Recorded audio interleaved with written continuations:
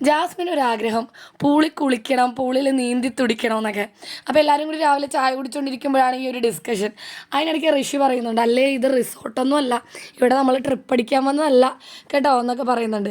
അപ്പോൾ സിജോയൊക്കെ പറയുന്നുണ്ട് ഒരു രക്ഷയില്ല, ഇനിയിപ്പോൾ വല്ല ടാസ്ക് ഒക്കെ വന്നാൽ മാത്രമേ ബിഗ് ബോസ് പൂളിൽ കളിക്കാൻ സമ്മതിക്കുള്ളൂ, അല്ലാണ്ട് പൂള് തുറന്നു വരുമെന്ന് വിചാരിക്കേണ്ടെന്ന്.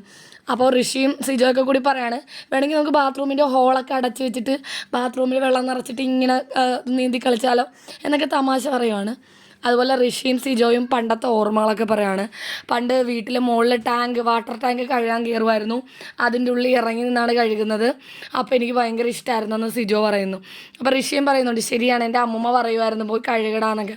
അപ്പോൾ എനിക്കും ഭയങ്കര ഉത്സാഹമായിരുന്നു. ഞാൻ മറ്റേ സ്ലൈഡ് പോലെ ഇങ്ങനെ തീട്ടി കളിക്കും, അങ്ങനെ ചെയ്യും. അത് ബാത്റൂമിലെ കാര്യം പറഞ്ഞപ്പോഴാണ്, ബാത്റൂമിൽ ഇങ്ങനെ സ്ലൈഡ് പോലെ ഞാൻ തീട്ടി കളിക്കും, അതാണ് ഇതാന്നൊക്കെ ഋഷി പറയുന്നുണ്ട്. എന്താണെങ്കിലും ജാസ്മിൻ്റെ ആഗ്രഹമാണ് ഒന്ന് പൂളിൽ കളിക്കണമെന്നുള്ളത്.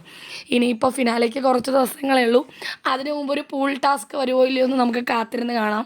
ജാസ്മിൻ്റെ ആഗ്രഹം സഫലമാകുമോ ഇല്ലയോ എന്ന് നോക്കാം. ബിഗ് ബോസ് ലൈവ് അപ്ഡേറ്റുകൾക്കായി നമ്മുടെ ചാനൽ മറക്കാതെ സബ്സ്ക്രൈബ് ചെയ്യുക.